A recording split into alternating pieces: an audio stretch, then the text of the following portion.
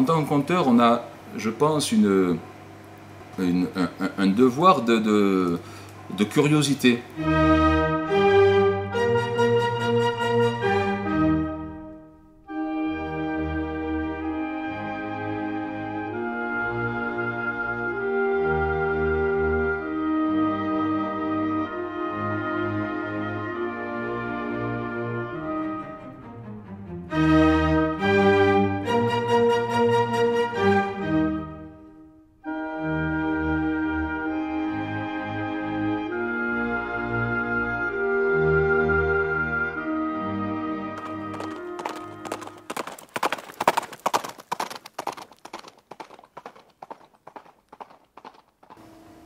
J'adore les contes merveilleux. J'ai toujours aimé ça. Et j'adore les contes merveilleux. Je veux dire, il y a pas grand-chose d'aussi simple et d'aussi profond de prime abord qu'un conte merveilleux. Si ce n'est peut-être une bonne chanson. Et ça, c'est pas facile à trouver.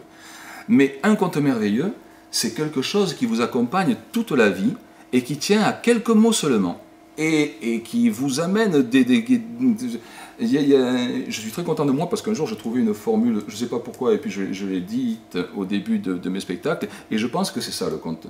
J'ai dit, les contes, je les ai ramassés sur les chemins de la vie, comme on prend un bâton pour s'aider à marcher, ou comme on cueille une fleur pour la respirer. Et c'est exactement ça pour moi le conte merveilleux, c'est-à-dire que c'est agréable. On respire le parfum de la fleur, mais le parfum de la fleur vous emmène plus loin que la simple fleur. Et en même temps, c'est un bâton qui vous aide à marcher. Vous ne savez pas où vous allez, mais au moins vous avez une aide. Et les contes, c'est ça. Le conte merveilleux, pour moi, c'est la forme que je préfère parce que, effectivement, ça tient à quelques mots. Vous avez besoin de vous rappeler 3-4 péripéties, les mettre dans l'ordre, quand même. Et puis après, c'est vous. C'est vous et la façon dont vous êtes dans l'histoire qui va faire que vous la donnez. Et il n'y a pas de raison, et il n'y a pas de frontière. Il n'y a pas de frontière de langue obligatoirement, hein, puisque les contes voyagent, mais il n'y a pas de frontière d'âge, il n'y a pas de frontière de niveau social. Et ça, c'est génial de voir qu'avec presque rien, juste quelques mots, il n'y a rien de plus fragile qu'un conte, mais il n'y a rien de plus solide non plus. Il n'y a que quelques mots, il n'y a que le souffle et la parole et l'implication de celui qui raconte, et avec ça, on a des mondes entiers qui se déploient.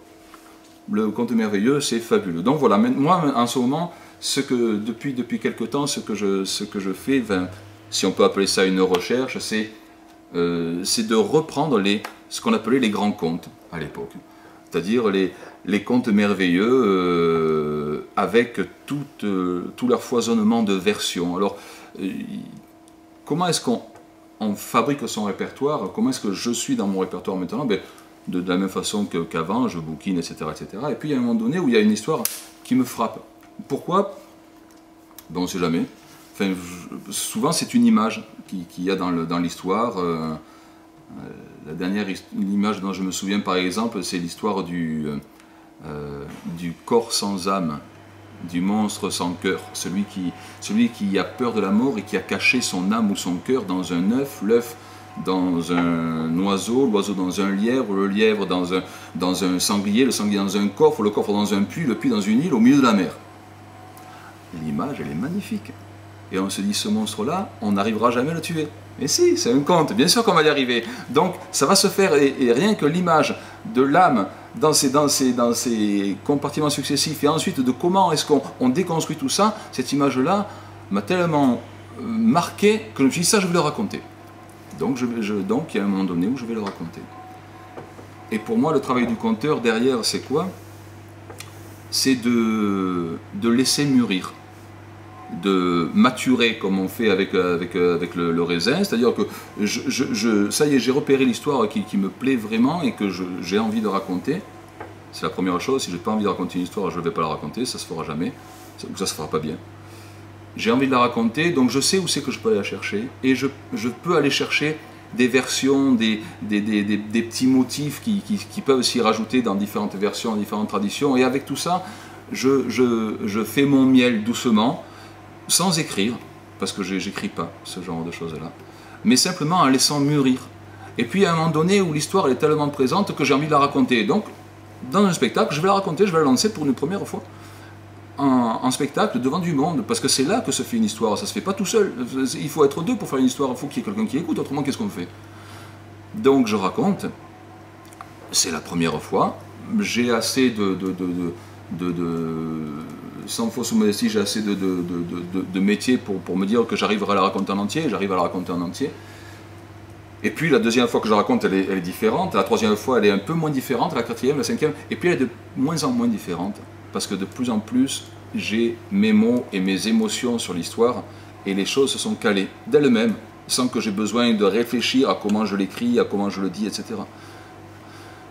Ça se fait simplement par un travail de maturation et de compagnonnage avec l'histoire. Compagnonnage qu'on fait grâce à la présence du public.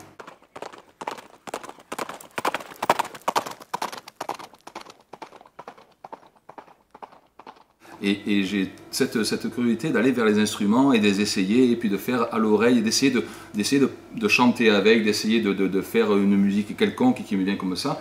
Donc je ne peux pas dire que je sois musicien dans ce terme, dans l'acceptation réelle du terme, c'est-à-dire que je ne saurais pas déchiffrer la moindre partition, je ne sais pas dans quel ton je joue, voilà. Je fais d'oreille. Et pour moi, la musique, dans le conte, je l'utilise de deux façons différentes. La première, c'est, je vais faire une soirée, j'appelle ça conte sur le chemin, c'est-à-dire que, en fonction des gens, je leur demande et je sors une histoire ou une autre de mon répertoire. Et là, les instruments sont là pour, entre les histoires, laisser le temps à l'histoire que je viens de raconter de s'en aller, et préparer l'attention pour une nouvelle histoire. Les instruments servent un petit peu, la musique sert de sas, on va dire, entre les histoires, quand j'enchaîne plusieurs histoires dans une soirée. Deuxième possibilité, ce que je fais avec le conte merveilleux, j'ai adopté un instrument qui est fabuleux, c'est le dulcimer, qui est un instrument de la famille des sitars, 4 cordes, sur un cadre qui fait 90 cm, on pose ça sur le genou et on joue en grattant avec un médiator, voilà, comme on va dire grosso modo une petite guitare mise sur les genoux. Et à ce moment-là, je l'utilise en accompagnement du récit. Pas tout le temps, mais quelquefois. Mais je ne peux pas dire que c'est de la musique que je fais. J'utilise la musique dans le récit pour rythmer le récit. C'est-à-dire que c'est un accompagnement rythmique plus que de la musique. Ça ne va pas être une mélodie qui va être là. Ça va être un son harmonieux dans un rythme particulier qui va soutenir l'histoire. C'est-à-dire que ça peut être quelque chose qui ressemble à une mélodie mais que je ne saurais pas refaire après parce que je l'invente sur l'instant, qui va amener un passage ou bien un rythme prononcé qui va accompagner une poursuite, ou bien voilà. C'est un accompagnement rythmique du récit, on ne peut pas dire sur de la musique. Donc, j'utilise la musique comme soutien du récit. Et ça amène le récit aussi à bouger. La façon de donner le récit à bouger. Et ça amène à réfléchir, ou j'ai l'impression de réfléchir beaucoup, mais ce n'est pas de l'analyse, hein, mais obligatoirement on est sensible, quand on fait ça, à la musicalité de la parole. C'est-à-dire qu'on va être obligé, utilisant la musique, je me vois contraint de, et je le fais avec plaisir, faire attention à comment je vais mettre la voix là-dessus. C'est-à-dire que je vais jouer de ma voix comme un instrument de musique avec du débit, avec du volume, avec de la hauteur de voix. Voilà, et ça, ce sont des questions il me semble, pas mal de conteurs ne se posent peut-être pas assez, dans ce sens que beaucoup de conteurs réfléchissent à leur vocabulaire, ou à comment est-ce qu'ils vont dire telle chose, et du coup ils écrivent, etc. etc. Mais je peux dire la même phrase en cherchant bien mes mots, elle peut être très intéressante, mais elle peut tomber complètement à plat si je la mets mal en musique. C'est-à-dire que on ne peut pas s'empêcher de réfléchir à comment attraper l'attention de quelqu'un. On peut le faire tout à fait en ralentissant. Et là, on pose les choses, on utilise la musicalité de la voix. Mais on peut le faire aussi en frappant. C'est mon choix. Le petit chaperon rouge arrive dans la forêt, et dans la forêt, il avance, il avance, il avance. Il arrive dans un endroit noir, plus noir que le soir, plus sombre que l'ombre, et là, il est obligé de s'arrêter parce que sur le chemin, au milieu du sentier, il y a le loup. On peut avoir le petit chaperon rouge arrive dans la forêt. Il est heureux, il bagonode, il saute, il sautille, etc. Et puis là, pam, le loup. La façon dont je vais donner les phrases, ça va changer tout. Ça va changer la façon dont on la reçoit. Et c'est quoi les histoires? Ce sont des mots qui portent des émotions qui vont directement à l'intérieur de celui qui écoute. C'est pour ça que c'est fort. Donc, un des outils du conteur, c'est la voix, et il faut absolument se demander ce qu'on fait avec. Autrement, ben, on est à plat, quoi. Autrement, on est à plat. Ça ne veut pas dire qu'on est toujours dans des effets.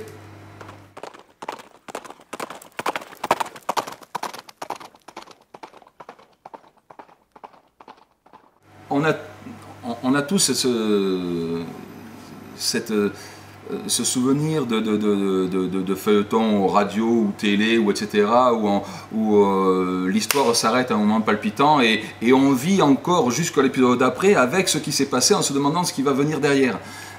C'est un des grands plaisirs des histoires que de se projeter en avant. Même dans une histoire qui dure 30 minutes, on se demande toujours qu'est-ce qui va arriver au héros, comment il va faire pour s'en sortir, comment est-ce qu'il va faire pour aller récupérer le cœur du monstre qui est dans l'œuf, qui est dans l'oiseau, qui est dans le lièvre, etc. Et dans les contes en épisode, ça c'est multiplié par 10.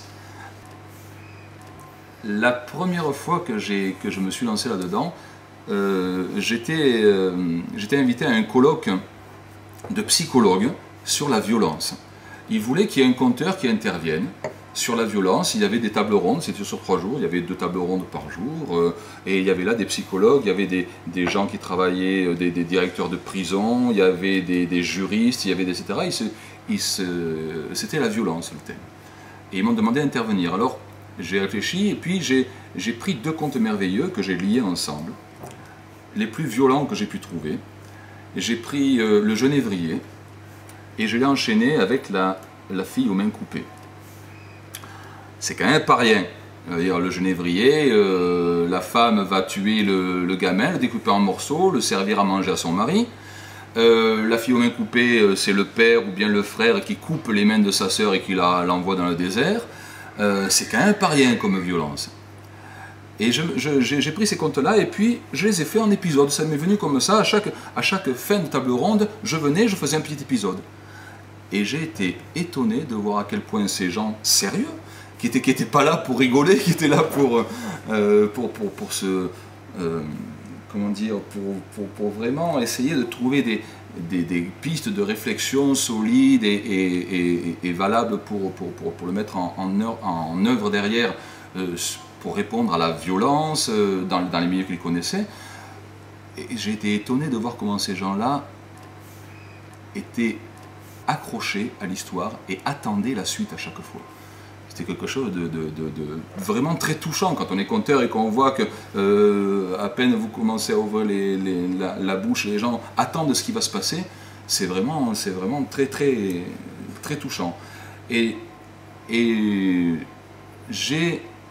j'avais un autre fantasme, fonctionne beaucoup par rêve, par fantasme, je trouve. C'était cette idée des compteurs de café. L'idée que je m'en faisais, j'en ai jamais vu. Des compteurs de café orientaux, c'est-à-dire le gars, vous arrivez dans le café, vous savez qu'en ce café-là, à telle heure, il y a le compteur. Et le compteur, il est sur une estrade, il a un livre où il n'en a pas, et il vous raconte une grande histoire, une épopée très souvent, et il la raconte, ça dure un certain temps, 20 minutes, il s'arrête, vous voulez la suite, vous venez le lendemain dans le même café. Et dans ces villes-là, vous aviez des cafés, vous alliez dans ce café-là parce qu'il y avait ce conteur-là qui racontait cette histoire-là. On a un lieu, la Baleine qui divague, dans lequel il y a un espace de restauration, il y a une terrasse. Eh bien, on a lancé les compteurs de café. C'est-à-dire qu'il y a une histoire, moi, que j'ai trouvée fabuleuse la première fois que j'ai lu ce bouquin. Ça s'appelle Le Fils du roi d'Irlande. C'est un Irlandais, Padraig Colum, qui a écouté les Shanachis, les conteurs ambulants de son pays, d'Irlande, qui a entendu plein d'histoires. Ce sont des contes merveilleux, et ces contes merveilleux, il les a travaillés. C'est du conte merveilleux, hein. Il les a travaillés pour les mettre bout à bout, comme un rhapsode peut travailler. C'est-à-dire que vous avez un enchaînement de contes merveilleux avec 2 héros principaux, et ça vous fait un petit bouquin en collection jeunesse. Petit, voilà, je ne sais pas combien ça fait de pages, mais c'est quand même sacrément, voilà, sacrément documenté. Cette histoire-là m'a ravi, et je me suis dit, je vais le faire. Et donc, un jour, je me suis dit, j'ai fait ça. C'est-à-dire que je me suis mis sur la terrasse de la Baleine qui divague, à l'heure de l'apéro. Les gens sont sur la terrasse. Et j'ai commencé à raconter. Ça a duré 3 quarts d'heure, je me suis arrêté, je suis venu le lendemain. Et j'ai fait 15 épisodes de 3 quarts d'heure, comme ça, sur une histoire. Et j'ai adoré faire ça. Et c'est assez incongru, ça se fait pas. Chez nous, je ne sais pas si ça s'est déjà fait en Europe occidentale, je ne sais pas, mais en tout cas, les gens souhaitent... Alors il y a des gens qui du coup ont pris rendez-vous et venaient chaque fois. Il y en a qui venaient une fois, qui disaient « Ah, je vais partir demain », donc je racontais la fin vite fait. Il y a des gens qui buvaient et qui n'écoutaient pas. Enfin voilà, c'est le compteur de café. Et ça, j'ai trouvé ça très très agréable à faire. Le conte en épisode est pour moi, j'allais dire, un endroit où le conteur peut se déployer. Peut se déployer parce qu'on n'est pas tenu à faire court. Souvent, dans le métier de conteur, on vous dit faut y aller et ça va pas durer longtemps. On vous fait une scène partagée où vous êtes 5-6 conteurs sur la scène et vous avez 10 minutes chacun. Ça restreint quand même les possibilités du répertoire. Et très souvent, qu'est-ce qu'on fait pour être bien? On va dériver sur un répertoire assez précis, de contes courts, pour ne pas dire de contes comiques obligatoirement. Voilà. Et le conte merveilleux là-dedans, et le conte qui a besoin de temps, comment on fait? Eh bien voilà, on fait de l'épisode. On en fait un petit peu, juste un petit peu. Et la suite, c'est au prochain numéro. Et ça, c'est vraiment un grand plaisir, le conte à l'épisode. Cette histoire-là, je l'ai rebaptisée, je l'appelais l'histoire sans pareil, parce qu'après, sur le livre de Padre Colum, j'ai regardé les différents motifs que vous avez. Vous avez des motifs qu'on retrouve facilement. Vous avez tout un pan de l'histoire, c'est la fille du diable, par exemple. Vous avez des poursuites magiques comme d'habitude, avec l'épingle qu'on jette, le peigne qu'on jette, le miroir qu'on jette, etc. Vous avez plein de motifs comme ça qu'on trouve. Donc, je suis allé regarder d'autres versions irlandaise quand même, pour rester quand même dans le et puis j'ai fait mon truc, mais je suis très proche de ce qu'il avait fait quand même.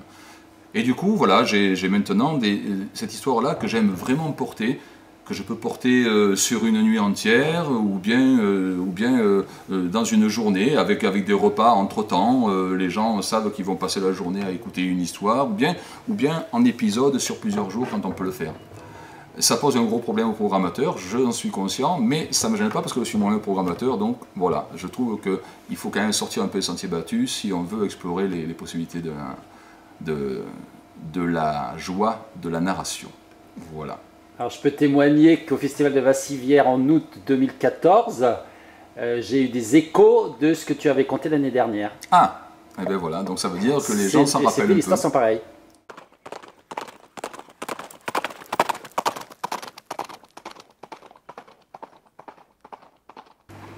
J'étais pas du tout parti sur un métier de scène ou bien même lié à la littérature.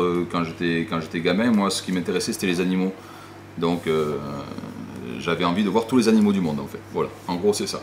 L'ambition que j'avais c'était ça. Et du coup je suis parti sur des filières, je ne sais plus comment ça s'appelle maintenant, mais à l'époque c'était Sciences Nat et compagnie. Donc je me suis retrouvé, puisque je n'ai pas pu intégrer une école de gardes nationaux que j'aurais bien aimé faire, je me suis retrouvé dans une fac de sciences, pourquoi pas, à faire une année après l'autre, et puis en même temps à sortir avec les copains, c'était plutôt la belle vie, la moto et compagnie, et puis je me suis retrouvé dans une fac de sciences en 5e année, en DEA d'écologie, parce que l'écologie, je veux dire, cette science de l'équilibre dans la nature, quelque chose qui me tient beaucoup à cœur.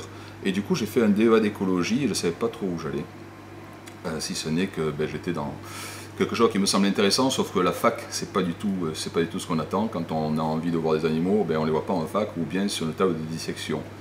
Et là, j'étais pas trop d'accord, je me suis fait virer d'un TP ou deux parce que je ne voulais pas toucher aux grenouilles. Mais bon, Toujours est-il que ça m'a permis ça de partir, puisqu'à l'époque il y avait encore un service militaire, j'ai pas voulu faire l'armée, et je suis parti dans les terres australes et antarctiques françaises avec un labo d'écologie que j'ai découvert par hasard, qui m'a envoyé pour étudier les albatros, les manchots et compagnie dans des terres où on pouvait aller que si on était dans ce cadre-là. Je me suis retrouvé avec 40 gus sur une île qui faisait 9 km sur 4 pendant 16 mois sans rentrer. Et c'était super. Mais quand je suis rentré, il a bien fallu faire quelque chose. Donc j'ai continué l'ornithologie, ça me plaisait beaucoup, j'adorais les oiseaux, mais petit à petit, je me suis rendu compte que ce qui me plaisait dans les oiseaux, c'était de les voir voler, c'était pas spécialement de les mettre en courbe et en statistique. Parallèlement à ça, le conte, je pense que ça commence quand je commence à lire, et tout de suite, j'ai pioché dans les grandes collections. À l'époque, c'était Nathan, les contes et légendes, et Grund aussi. Le plus vieux bouquin que j'ai chez moi, ça doit être les contes et légendes des Indiens d'Amérique, chez Grund, un gros machin avec des illustrations colorées comme c'est pas permis, c'est magnifique. Et voilà, donc ça m'a toujours accompagné. Et quand je suis parti dans les terres australes, j'ai emporté des bouquins de contes, j'ai emporté des choses de ce genre-là. L'imaginaire était très présent.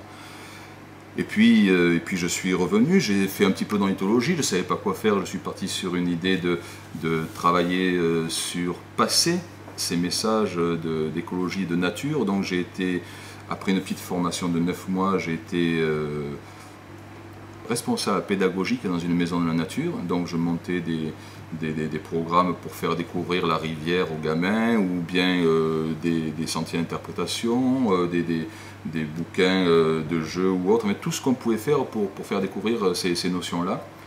Et du coup, j'ai redécouvert un petit peu les histoires. En même temps, j'étais en Franche-Comté, et je tirais un petit peu en tous les sens. Je faisais de la photo, j'écrivais des poèmes, parce qu'une de mes ambitions c'était d'être poète aussi. Poète et tous les animaux du monde, c'est à peu près ce qui m'a guidé tout le long. Je suis allé dans l'école de cirque, du cirque Plume, et puis j'ai commencé à faire quelques stages de clown aussi. Voilà. Et puis à un moment donné, j'ai arrêté la Franche-Comté, je suis revenu sur Marseille, dont je suis originaire. Et à Marseille, pendant un moment, j'ai rien fait, et ne faisant rien, j'ai commencé à écrire une histoire, à écrire un conte. Et puis, j'ai intégré aussi une troupe de commedia dell'arte. Et donc, je me suis retrouvé dans un milieu que je ne connaissais pas trop, le milieu du théâtre. Et j'ai intégré la troupe comme comédien, pas très bon comédien, et puis régisseur de plateau aussi. C'est-à-dire que c'est moi qui gérais tout. Aux dernières minutes, il faut des chaussures pour la jeune première. Je vais les chercher, je sais le trouver où. Je dois louer le camion, je dois le remplir, je dois monter la scène, et puis en même temps je joue. Donc voilà, c'était assez costaud. Et à cette époque-là, j'ai retrouvé une amie très chère, une amie de 14 ans, qui est devenue ma femme. Et puis elle me voyait faire tout ça, c'est-à-dire aussi bien faire des spectacles d'un côté, jongler, faire des échasses dans la rue, prendre mon accordéon, aller à la sortie du métro, voilà, des choses assez diverses. Et un jour, elle m'a dit il faudrait que tu fasses une seule chose, raconter des histoires, c'est ce que tu fais de mieux.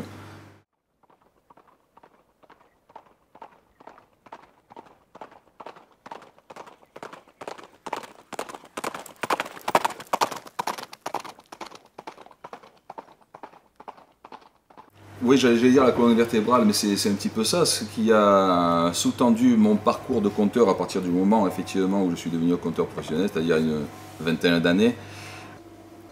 C'est La Baleine qui divague. On a créé avec Elisabeth, donc mon épouse, cette association en 96. Ça commence à faire un bail.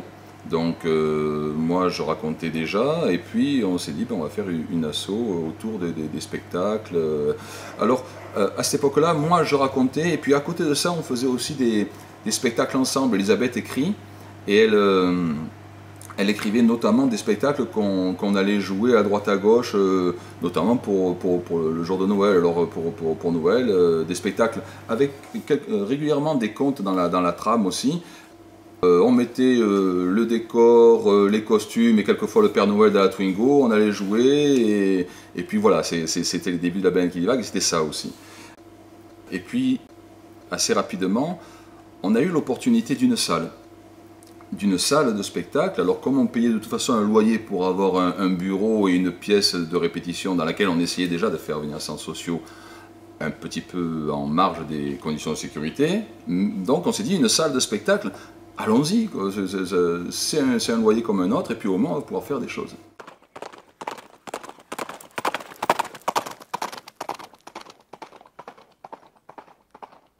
Pour moi, ce qu'on a à travailler en premier lieu, c'est la disponibilité. C'est la présence disponible. C'est-à-dire que quand on raconte une histoire, quand je raconte une histoire, ce que je dois être en premier lieu, c'est disponible. Disponible au public, à l'instant, au lieu, à tout ce qui se passe autour. Disponible à l'histoire, c'est-à-dire être prêt à vivre l'histoire vraiment en même temps que je la raconte, à la voir se déployer autour de moi, à la ressentir pour pouvoir vraiment la donner, et à moi. C'est-à-dire que si je suis dans une énergie un peu faiblarde aujourd'hui, je ne vais pas pousser les choses, je ne peux pas. Donc il faut quand même être sensible à ça aussi. Donc pour moi, le conteur, il est au centre de ces chemins-là, et sa plus grande... ce que j'attends de lui en premier lieu, c'est ça, c'est d'être disponible à tout ça. Et à l'histoire en premier lieu, c'est l'histoire qui est devant, c'est pas le conteur. Donc ça me semble nécessaire, et quand on part sur une grande histoire, c'est une obligation, me semble-t-il. Je ne vois pas, en même temps, ça doit être une question de sensibilité, mais moi je sais tout à fait que je ne peux pas prévoir exactement ce qui va se passer pendant toutes les minutes de 1 heure de raconter d'une seule histoire. Donc si je ne suis pas disponible à mon histoire complètement et à comment elle se déploie avec ces gens-là dans l'état où je suis aujourd'hui, je vais à la catastrophe. Donc vraiment la disponibilité pour que l'instant soit vrai. Et j'y suis obligé. Pourquoi? Parce que j'apprends pas par cœur, et parce que je ne suis pas musicien non plus. Donc ça veut dire que quand je joue de la musique, etc., c'est ce qui vient sur l'instant. Quand je raconte, les mots, ce sont ceux qui viennent sur l'instant. Si je ne suis pas disponible, ils ne vont pas venir, les mots. Et la musique ne va pas venir non plus, et l'histoire va s'arrêter. Donc c'est vraiment un état de qui-vive permanent.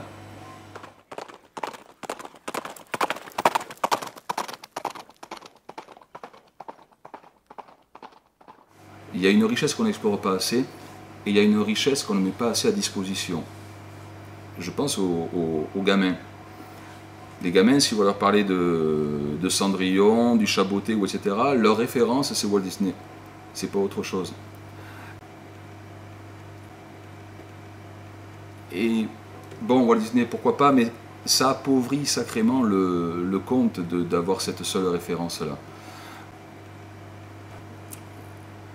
Moi, je travaille beaucoup avec les collèges. Je travaille beaucoup en 6e, le conte est au programme de 6e, et souvent les professeurs de français l'abordent par l'angle de Perrault, ou bien la structure du conte de Propp, ou bien des contes détournés. Alors nous, ça fait une bonne dizaine d'années, on a mis à disposition du Conseil général qui nous le demandait, on a mis à disposition une action qui est une action de 2 heures avec 2 classes de 6e. Et l'idée, c'est qu'ils écoutent des histoires. C'est-à-dire qu'on y va.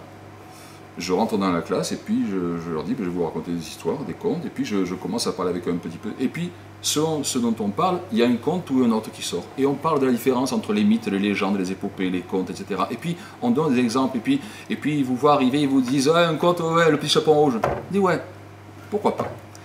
Et on raconte le petit chaperon rouge. Mais on raconte une bonne vieille version du petit chaperon rouge.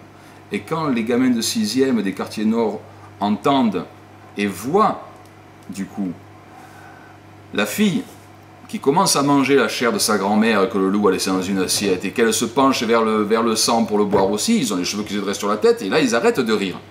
Et puis ils sentent qu'il y a quelque chose de fort pour eux. C'est un exemple parmi tant d'autres, mais la force du conte, elle est dans l'évocation et dans toutes ces versions qu'on a et qu'on restreint toujours. En tant que conteur, on a, je pense, un devoir de curiosité sur tous ces contes-là et sur toutes les versions et sur toutes les choses qui peuvent nous amener aujourd'hui. Je ne dis pas d'analyse, je ne suis pas un analyste. J'ai essayé de faire ça quand j'étais ornithologue, c'est pas mon truc d'analyser les choses. c'est plutôt, j'allais dire, du ressenti. Je pense que le conte, il marche par résonance. On lance des images, on lance des sensations, des ambiances, des émotions, des pans d'histoire, des faits. Et ce sont des cailloux, et il y a des cercles qui démarrent et on ne les connaît pas. Mais pour nous, il y a assez de résonance, d'intérêt pour que ça soit important de le faire. Voilà. Et la curiosité nous aide à chercher quelles sont les images qui vont être les plus fortes pour nous. Donc on portera le mieux pour qu'elles aient vraiment de la résonance pour les autres.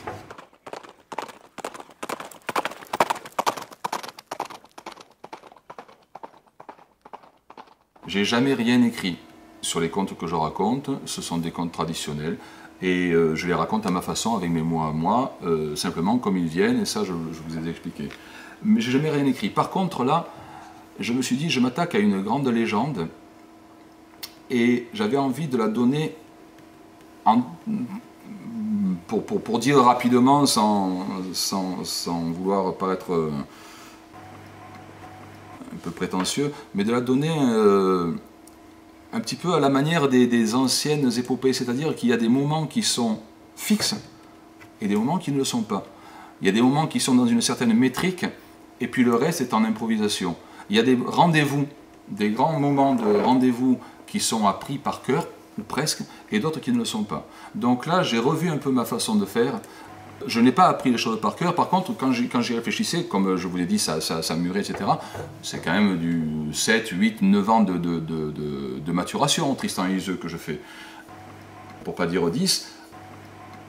Il y a des moments où je me suis dit, là, je veux absolument que ça soit clair. Et du coup, je les ai racontés et je les ai calés. Je les ai calés en alexandrin, parce que c'est venu comme ça, c'est un rythme qui m'a semblé naturel. Et il y a des moments qui sont calés et d'autres qui ne le sont pas. Et du coup, voilà, je suis passé dans une autre façon de porter cette histoire-là, avec des rendez-vous, chose que je n'avais jamais eu jusqu'à maintenant dans 20 ans de racontage d'histoire. Et c'est assez intéressant et c'est assez étonnant comme façon de faire. Et moi, j'ai adoré faire ça. Et du coup, voilà, on arrive sur un spectacle qui peut aller sur les grandes scènes, je pense sans souci. Après, il faut effectivement que ça puisse intéresser les gens. C'est quelque chose qui fait 2h15 et au milieu, en plus, il y a un entracte. C'est quand même une histoire un peu longue. Tristan et Iseult, ça m'a amené aussi à travailler sur les sources de la légende. À me demander pourquoi j'aimais cette histoire-là et qu'est-ce que c'est qui me semblait intéressant. Et à aller chercher derrière la légende médiévale qui a été le premier roman, quelque chose qui a fait le tour de l'Europe, ça c'était une traînée de poudre, Tristan et Iseult.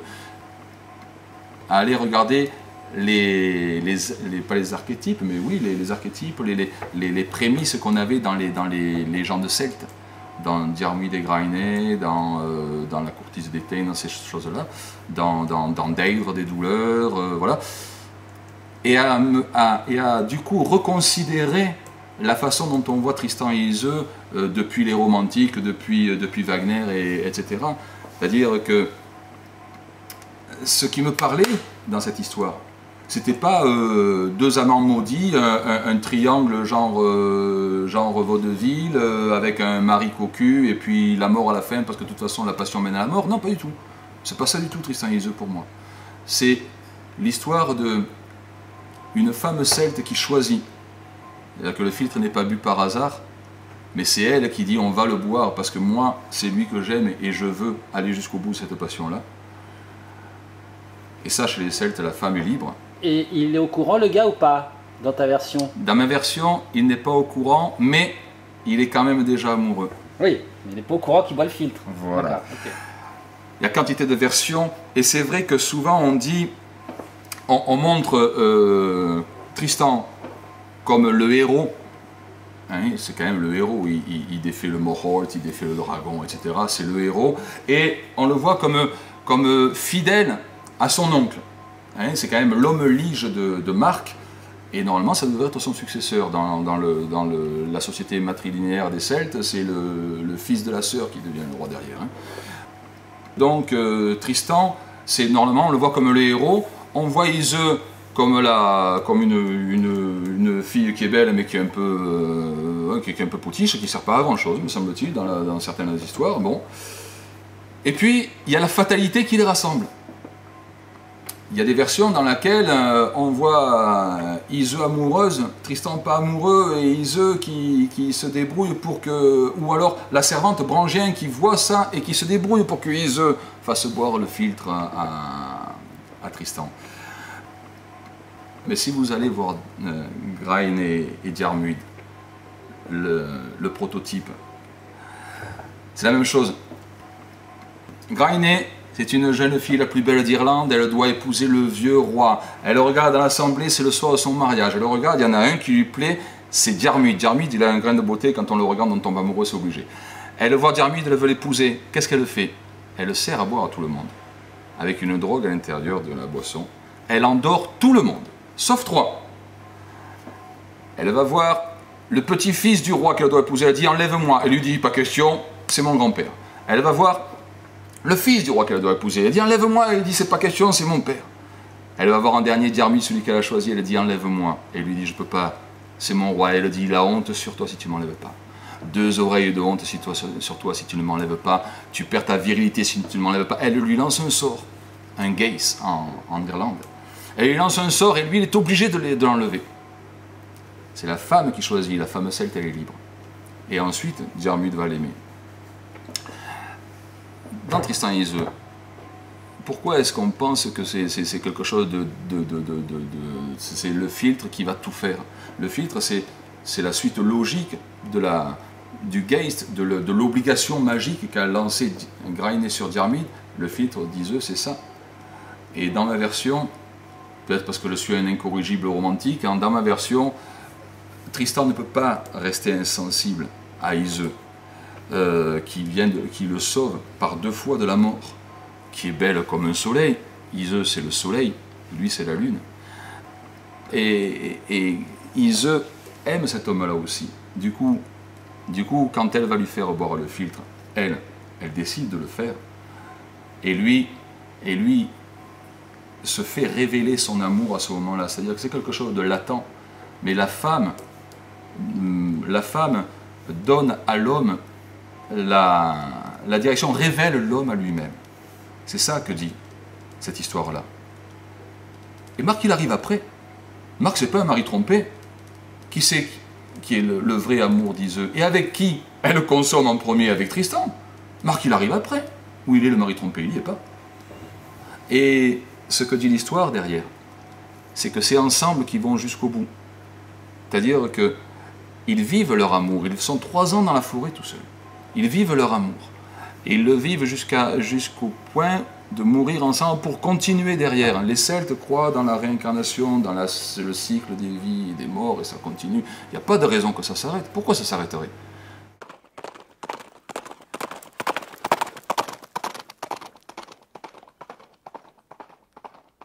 Je vois bien que le conte, c'est comme, ça peut paraître bête, c'est comme un cheval. C'est comme un cheval sauvage. C'est-à-dire que le conte, il faut le lancer au début. Au début, on lance le cheval au galop, et après, il faut se tenir dessus. Et on monte à cru. Ça serait trop facile autrement. Donc après, il faut se tenir dessus. Et l'histoire, il faut qu'elle avance. C'est-à-dire que quand on sait qu'on a 1 heure avec une seule histoire, on est obligé d'avancer, parce que si on n'avance pas, on perd tout le monde. Et on est obligé dans ce cas-là de travailler sur le rythme de l'histoire. Il y a des moments, il faut que ça avance, mais ça peut avancer très vite à certains moments, et beaucoup moins à d'autres. Mais il y a vraiment une question de rythme qui est primordiale dans ce cas-là. On a 1 heure devant soi, il faut que tout le monde soit au début, à la fin, et que tout le monde soit sur le cheval. Et là, on s'amuse.